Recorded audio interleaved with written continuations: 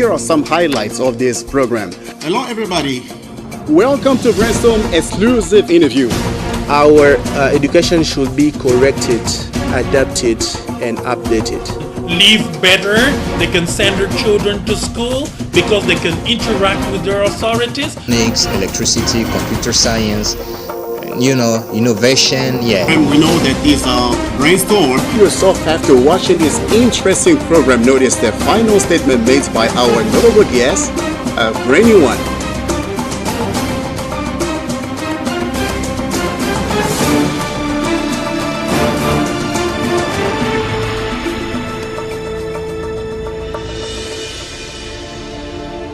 Welcome to Brainstorm.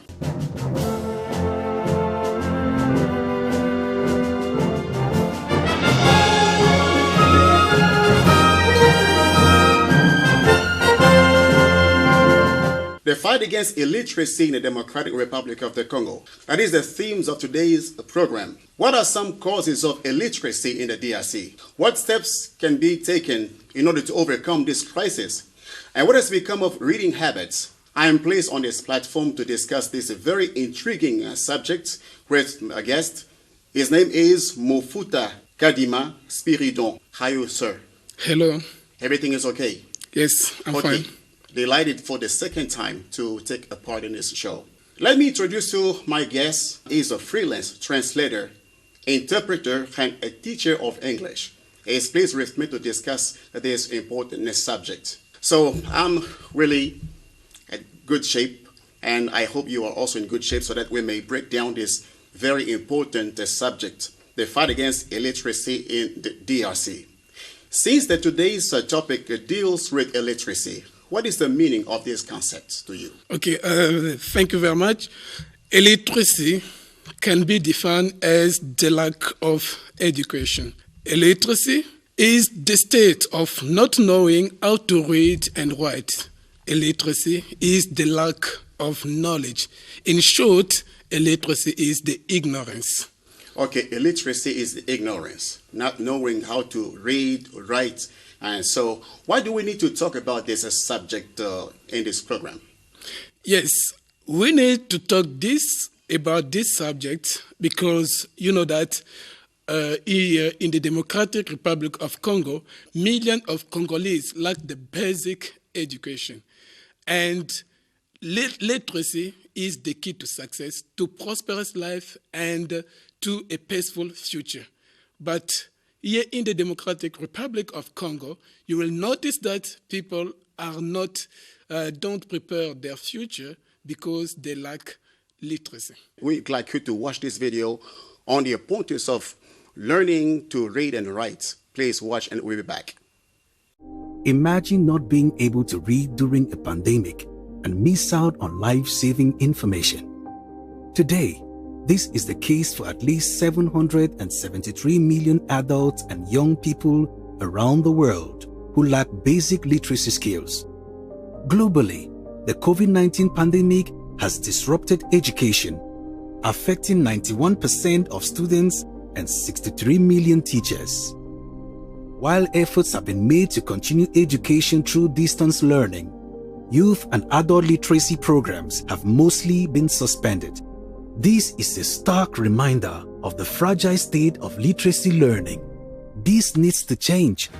To leverage the transformative power of literacy, we need to prioritize quality teaching and learning. We need to invest in educators so they can adapt teaching to various conditions. We need to build robust learning systems so that literacy programs throughout life are resilient. Together, we can use the time of crisis to reimagine literacy teaching and learning. On International Literacy Day, let's step up the collective effort and commit to making literacy teaching and learning a priority so that no one is left behind. Okay, what are some causes of illiteracy? If you can try to go over some of the reasons why most of people do not know how to read and write, even they don't have a reading culture. Okay, the main causes of illiteracy, I think it's first food insecurity.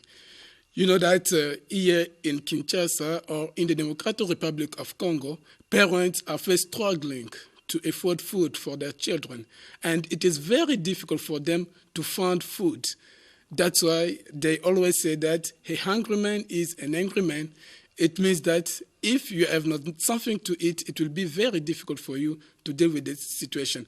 And when people have not something to eat, parents are first struggling to afford the food of their children, and so that they don't care about education. And these are causes that skyrocket the illiteracy. Okay, but I don't know if you could make the link between food and literacy or illiteracy, because how can you explain somebody who has not eaten, so this causes illiteracy?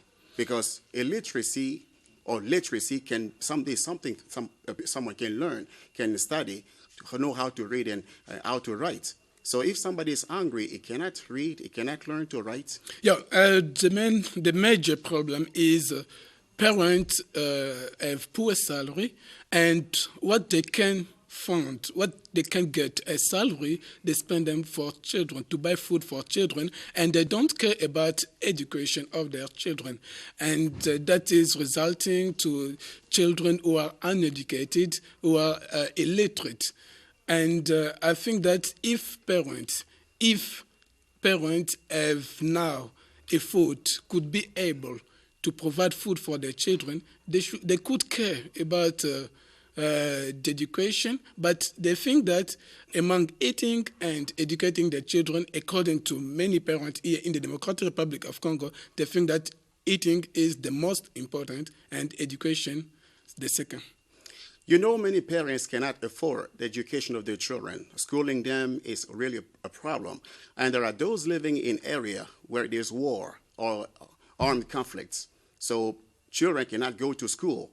You didn't mention all those factors that contribute to illiteracy. Only food scarce or food shortage, which is the main cause of illiteracy? No. Apart from food insecurity, we have also, as you mentioned, natural disasters and wars. Mostly people who are living in the eastern part of our country, they can go to college because there is war. And they are struggling to go to school, but militaries are going to come, rebels with arms and destroying everything, raping and so on.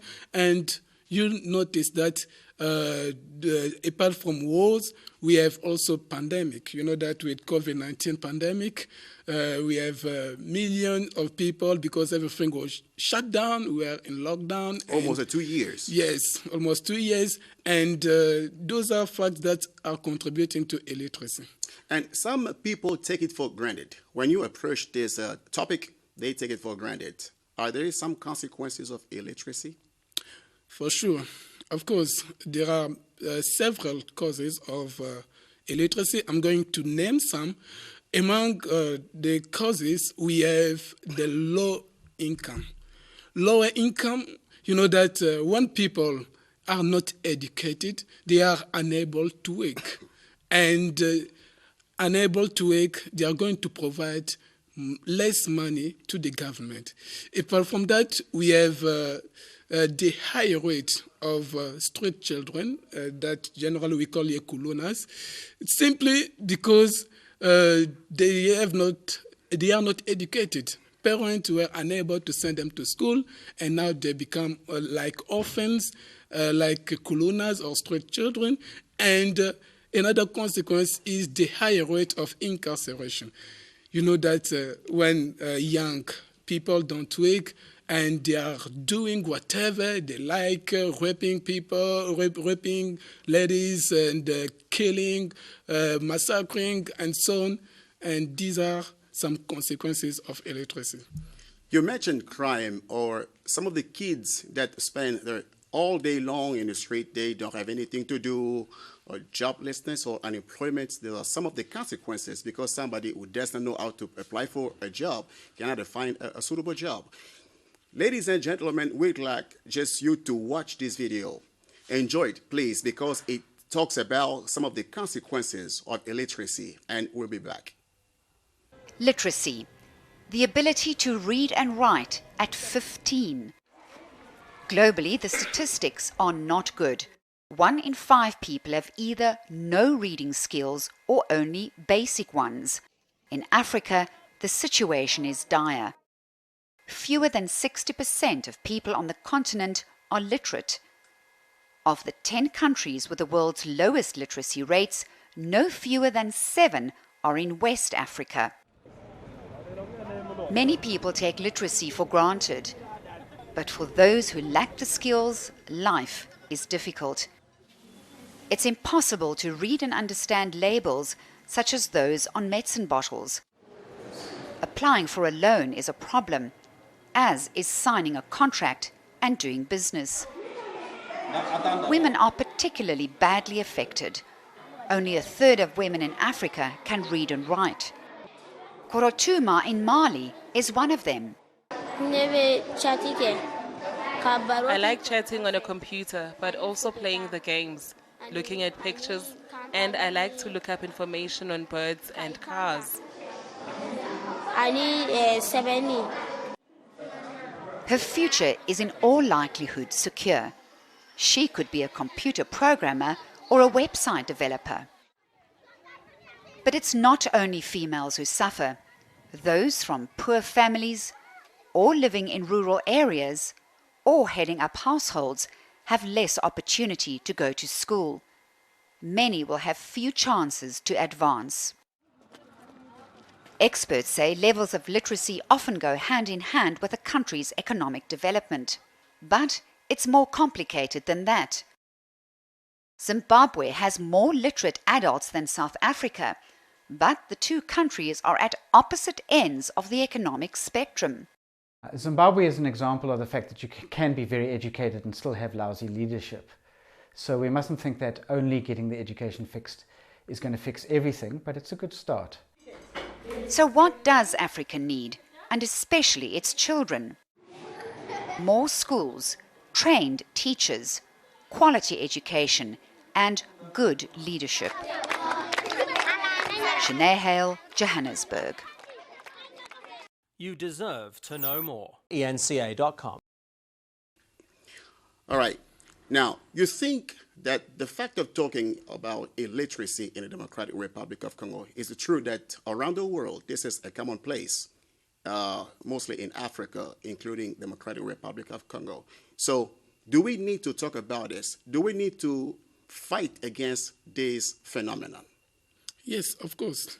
We should fight against illiteracy because you know that many of these young children who are unable to work, I can tell you that there are talented people among those children. They are future medical doctors, future physicians, future engineers, architects, but simply because the government does not take care of them, and those people are, it's resulting to what we call illiteracy, illiterate children, and so on.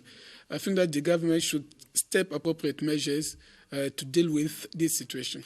And in spite of everything that you are saying right now, there are some who are still pessimistic that it's impossible to fight against illiteracy in the Democratic Republic of Congo. It is too late. So I'm a Congolese. I'm optimistic. I'm sure that the government can do something to turn the table. I congratulate this current administration that has come with free education. It is a step forward to end illiteracy. And you know that across the world, here in the Democratic Republic of Congo, we have the low rate of academic fees that children are paying. Abroad, learning at the university is very, very tough. Does it work, free education in the DRC? Step by step, because it was a mistake. The government went in hurry without preparing. But I think that in the coming years,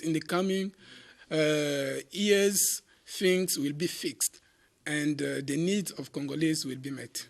So what are some further steps to take in order to overcome this crisis, So, apart from free education? okay, the government should secure food. You know that I always come back on this because I tell you that a hungry man is an angry man, as they say in English. So if the parents can afford food, now they are going to focus on the education of their children. You know that I've not come here to promote other countries, but across the world in other countries, I'm not going to name them. You will find that there they have already solved the problem of eating, the problem of food. So that's why you see they are improving, they are doing other stuff good as literacy and educated children. When one eats well, it can also feed his mind well, so promoting literacy. But now, what has become of reading habits? There are some who can read and write, but there is a problem. What has become of reading habits? It's very complicated because you know that reading is a very, very difficult discipline, and we have to know that.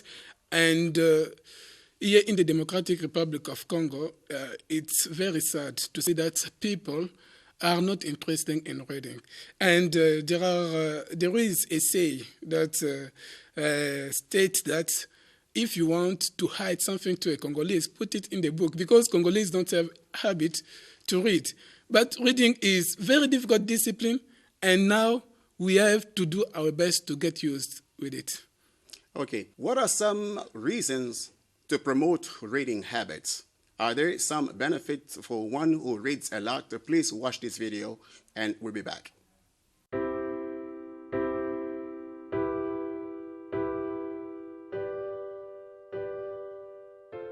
I often get asked, why should I read more?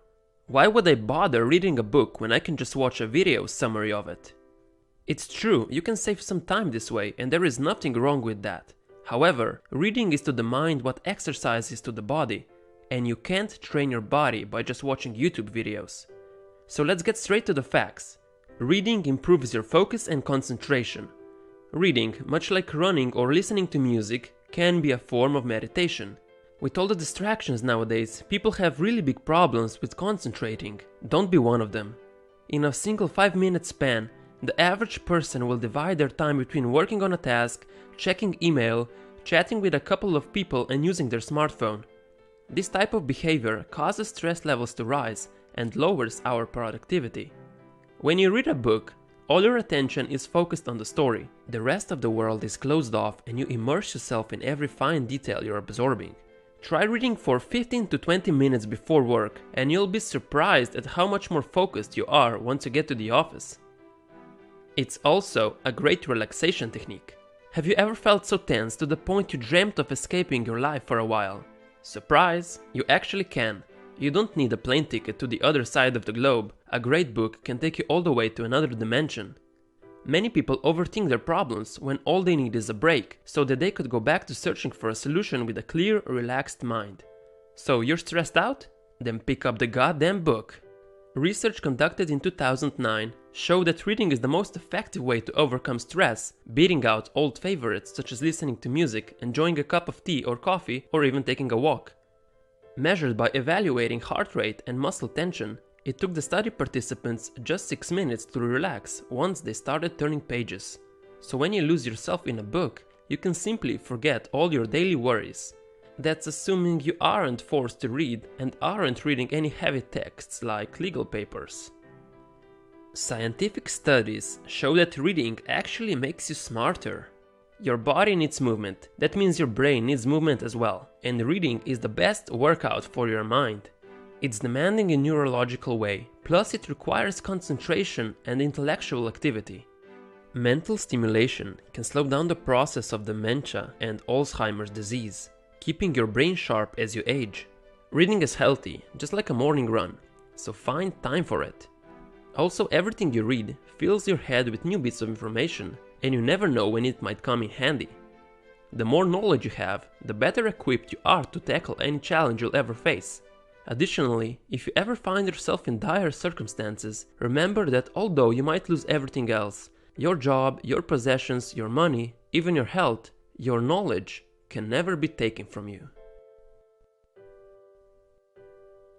Thanks for watching. If you enjoyed the video, make sure to like and subscribe for more.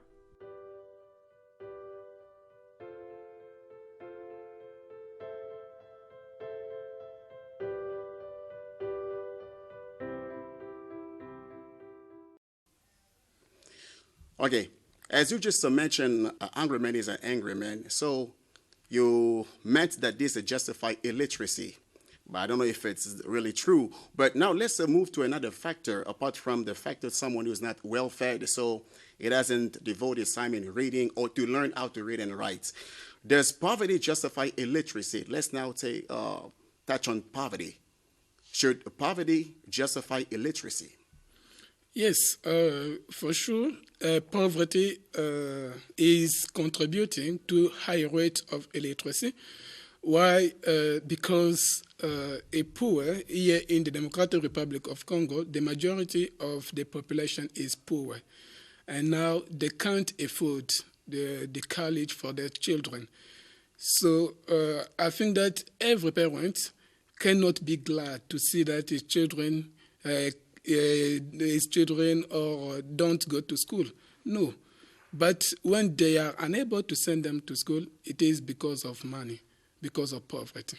Yeah, because of money, because of poverty. That was one of the reasons the current administration, sought good to apply the constitutional provisions for free education, because most of parents cannot afford the education of their children. Ladies and gentlemen, please, it's very interesting for us when we talk about illiteracy around the world, namely in the Democratic Republic of Congo. We'd like you to watch this video that shed light on education over poverty. Please watch. Now, you're about to meet a man whose passion for books sees him travel between Europe and Africa on a regular basis, and all in the name of taking literature to the people. The exercise is costly and full of hassle, but his loyal customers make dozens of kilograms and thousands of miles all worth it. Alpha Ramazani carefully sorts and packs the new gems he's picked up here in Belgium. The bookseller and his family have plenty of extra baggage, all of it crammed with books. But that's not the only challenge. For one thing, it's an 8-hour flight. Preparing all that, it's really a personal investment, especially over there when I arrive. It's a bit complicated at customs. DRC is a poor country, so it's of little interest for publishing giants. The gap in the market has become Ramazani's to fill. The latest big-name novels from Europe, alongside Michelle Obama's memoirs, are some treasures Ramazani will put on sale at Book Express, his tiny shop in Kinshasa. Here, a title can cost nearly half of the DRC's average wage. On average, people earn about 35 euros a month.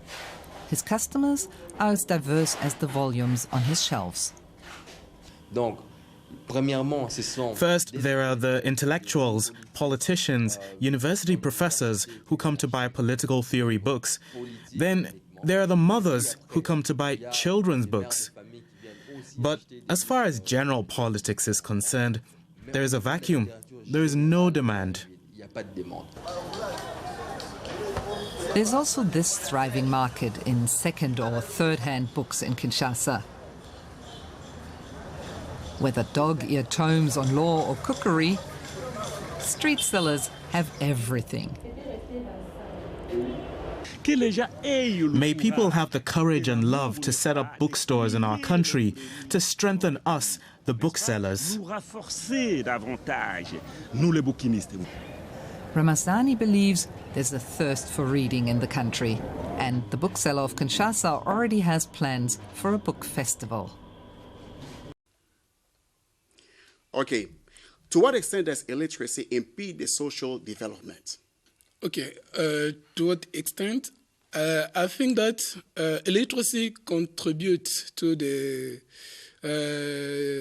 disturbance of our society in the fact that I told you that all these young people, because abroad, you see this young generation, people are in need of manpower. All these people can be exploited. They can be exploited to do something such as agricultural, engineering, and so on. But when the government is neglecting those people, this is very, very, very bad. It's very, very bad, and it is causing the tricky issue in our country. You brought up something very important, manpower. You know, when young people are recruited for manpower to help in the social projects, to work, to contribute to work, but they need to adjust to the environment. They need to learn. They need to discover new techniques and new technology. So if they don't do it, it's very tough to promote the social development. But now let's go to another factor. Do social networks contribute to illiteracy? If yes, how? Yes, to some extent. To some extent, yes. But all depends on the way people are using the social network. You know that here in the Democratic Republic of Congo, the majority of people get fun in watching fun videos and so on. These are sort of things that please them.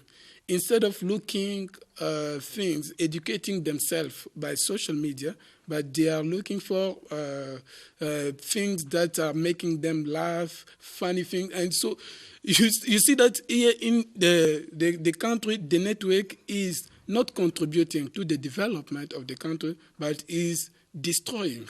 It seems that many people do not know to write well when using maybe a text message.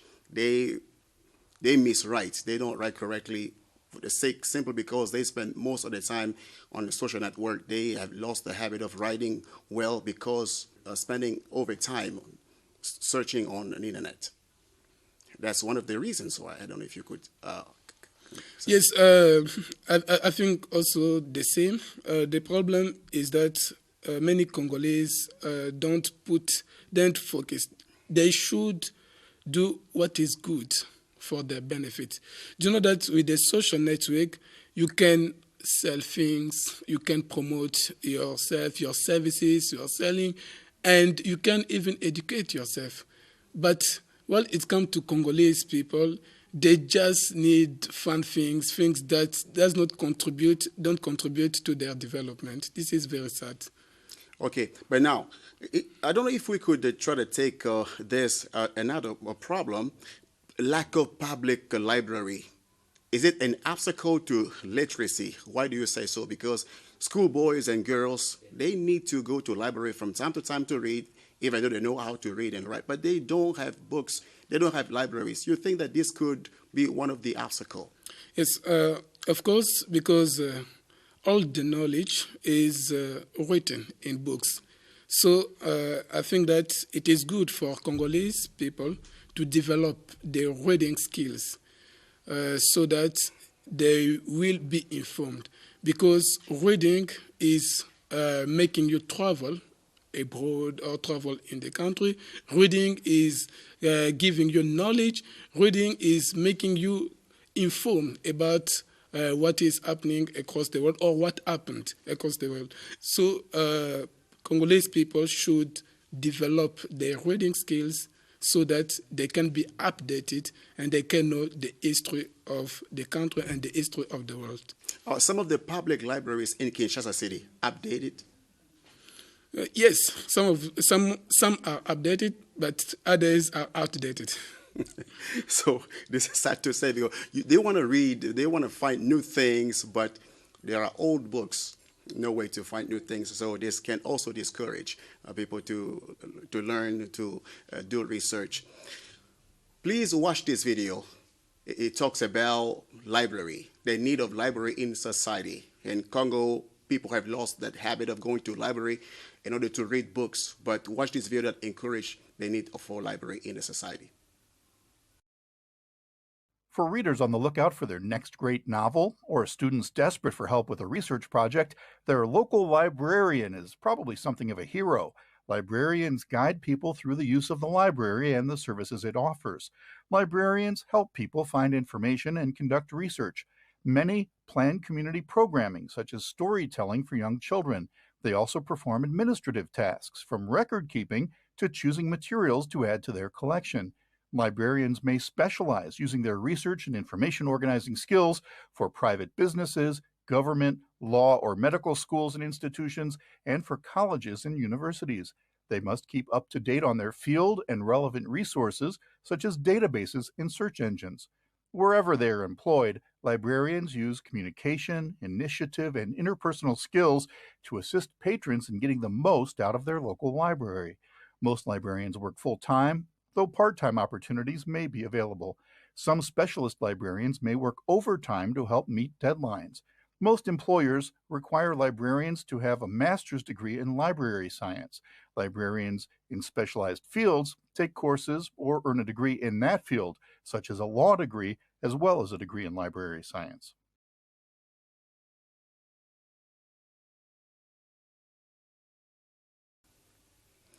All right, we're moving slowly to the end of our talk show.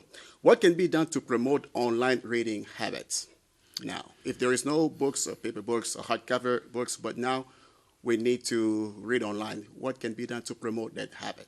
So what can be done is the government should put the internet at the disposal of all Congolese people.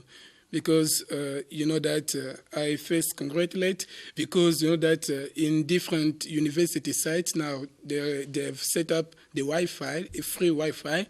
Now students can get connected and download or upload books online and read them. So the government should also develop the internet connection. The internet connection should be speedy. It should be good. And I think that if the government met these two factors, the online system will be very good and very good for our country. You most of the time target the government or the administration, but what is the part of young people or a student? Because they want to work together hand in hand in order to promote that good habit. You talked about the administration, but what about those who should be beneficiaries, the students, namely? Yes, for students should make research by their own. They don't have only to rely on what they are giving them to school. They are also human beings. They have skills. They can think on what they can do. They have to make their own research online, to read books and so on, in order to update themselves and to develop their skills in reading, writing, and so on. Are there some practice you can condemn when you look at the students at university? They have a free Wi-Fi, but what do they do actually? Because what you noticed on the university sites, even though there is website disposal for them, but they don't make good use of it. What can you tell them? So I urge them to upload books related to their domains, to their fields of studies, to have the habit to read and to connect to the internet for their good, not to do bad things, but to do good things.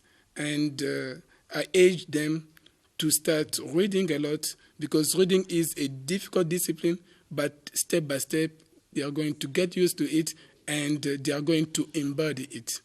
Does Congolese education system help fix the illiteracy problem?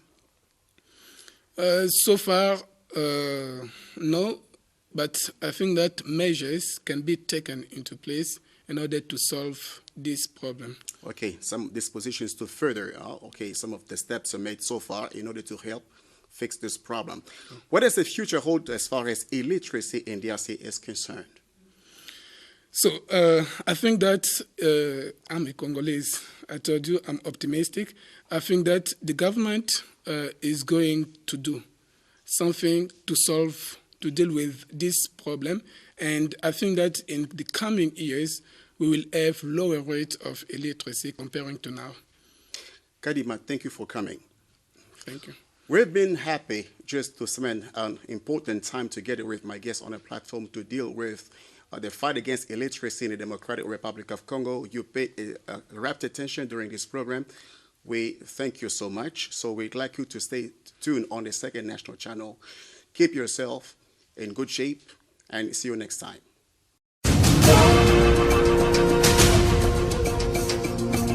Here are some highlights of this program. Hello, everybody. Welcome to Brainstorm exclusive interview. Our education should be corrected, adapted, and updated. Live better, they can send their children to school because they can interact with their authorities. Electricity, computer science, innovation, And we know that this brainstorm. Yourself, after watching this interesting program, notice the final statement made by our notable guest, a brand new one.